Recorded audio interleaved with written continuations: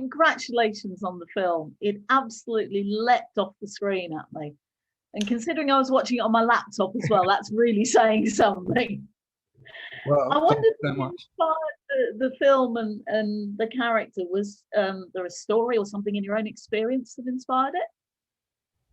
Well, yeah. So, well, on a practical level, there was a short film I made with Ben Whishaw, long time ago now, like maybe 7 or 8 years ago, which was, even though it wasn't, even though this wasn't the feature of that short, it was definitely exploring a character, living on kind of on the peripheries of society and behaving in a way that kind of was outside the parameters of what we consider normal behavior, and kind of it was looking at the kind of tension that came with that, but also the kind of thrill it seemed to bring him. So there was this short film, but in terms of on a personal level, what led me to that, I think it's just I didn't grow up in London. I grew up in a smaller town, but then ever since moving to London or even visiting it as a teenager and things, I was quite fascinated and quite kind of acutely attuned to the kind of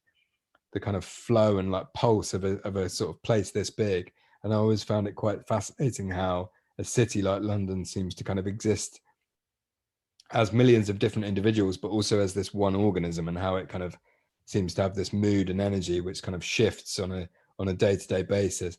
And also just fascinated by how that many million people can live that closely alongside each other, with with relative success, but also the kind of constant simmering kind of bubble of chaos that's always kind of round the corner with any kind of city. So I think I've just been fascinated by kind of these metropolises and what it's like to exist in one, and also on a kind of deeper sense, kind of what kind of humankind has done with the world, and what kind of modern life looks like now, and how the how that kind of seems to suppress kind of emotion and compassion, and seems to kind of numb the more primal instincts of what it once was to be human. And I kind of wanted to probe at these themes, these quite abstract themes, which wasn't straightforward, but yeah, that was the aim. And you shot a lot of the film on the streets of London with life going on around you and your crew and Ben. What were the challenges that you faced? I mean, there must have been squillions. Yeah, well, I've always really, since making short films and everything, I've kind of really buzzed off kind of rooting scenes in real life London. I mean, I think it brings an amazing energy and kind of liveness and kind of magic really to things. I mean, on a slightly more cynical level, it also gives you amazing production value when you perhaps haven't got haven't got the money to recreate that kind of energy. So, and yeah, it presents you with mostly positives, to be honest. Life, like energy, extras, and authenticity. But of course, now and again, there are problems it presents. There is, you never know if you're going to have a clear route with the camera. You never know what kind of characters you're going to bump into who want to kind of try and engage with the camera and things like that. But I must admit, Serge was relatively trouble-free in that sense. When we made Beat, the short film I talked about, we had slightly more problems because we were shooting a lot of that long lens. So Ben was acting and going through some quite difficult times, and there was a violent scene and things, and the camera was way away, shooting him long lens.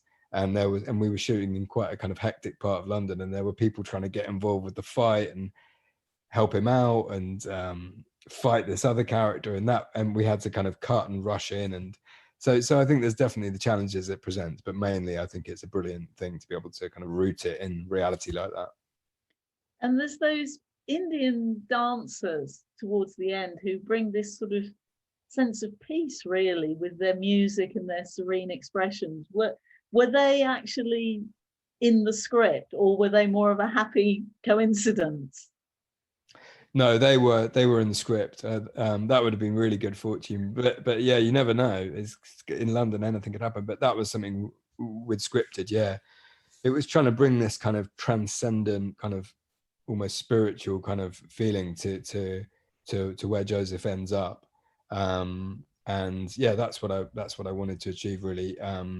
It's someone, you know, it is set in this very everyday city modern existence, but I think hopefully in one sense what Joseph is doing is transcending that into a slightly different kind of realm. And those dances and that music felt like a really wonderful tool to kind of bring that to life.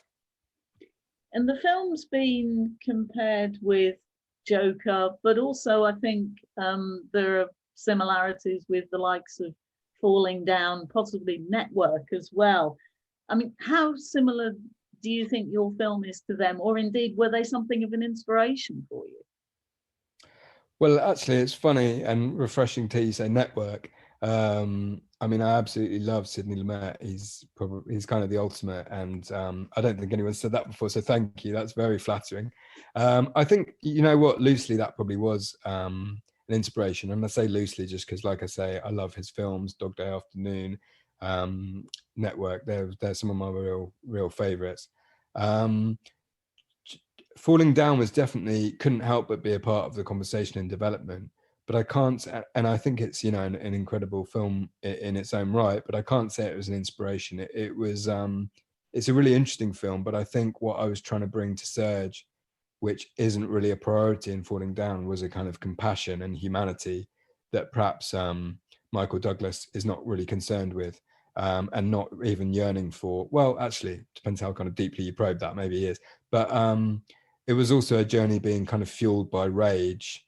And even though there is there is anger in Surge, and I think anger is an important human emotion, I don't see Joseph's journey as being fueled by bitterness or rage or things like that. I think it's a kind of an almost a need to break through the kind of surface existence he's living and feel more.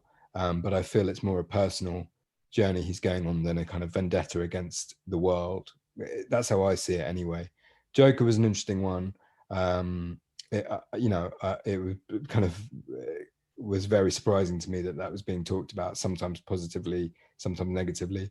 I think that I feel like that's just a timing thing, you know, like that was out at the same time as we were premiering at Sundance, and I guess it is about, I guess that it does share themes in some ways, but again, there's a sort of you know, it's an incredible cinematic experience, but there's a sort of toxicity there and a sort of bitterness and rage, which I hope isn't really fueling Joseph's journey. So yeah, similarities and not at the same time, I think.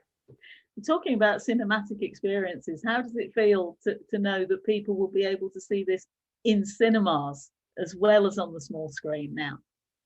It feels great. I feel really lucky, actually, because obviously a lot of filmmakers over the past 18 months have had a really torrid time with films, whether they had to completely abort, you know, production, or completely delay their shoots, you know, for maybe as much as a year or more, or you know, or whatever it was. I feel really lucky that even though distribution was affected, we did get to make the film, finish the film, see its kind of birth at Sundance and then Berlin, which was obviously a really like thrilling moment for a filmmaker.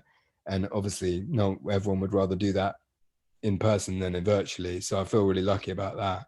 And now, you know, such as the way the release has happened, it will be in cinemas, and it obviously won't be in cinemas in the same way that it might have in the old world. But just knowing that it will be seen there is really cool. You know, we did try and make it as a cinema experience. It's quite a mental one to see in the cinema, so I hope some people will get to enjoy it, and then if not, I guess people have pretty big tellies these days and good sound systems, so you know, it could be worse. Well, I hope plenty of people get to see it anyway, because it's certainly a tremendous film. Thank you so much for your time. It's been great to talk to you. Thanks a lot, Freda. I really appreciate it. Thank you for such a great film as well.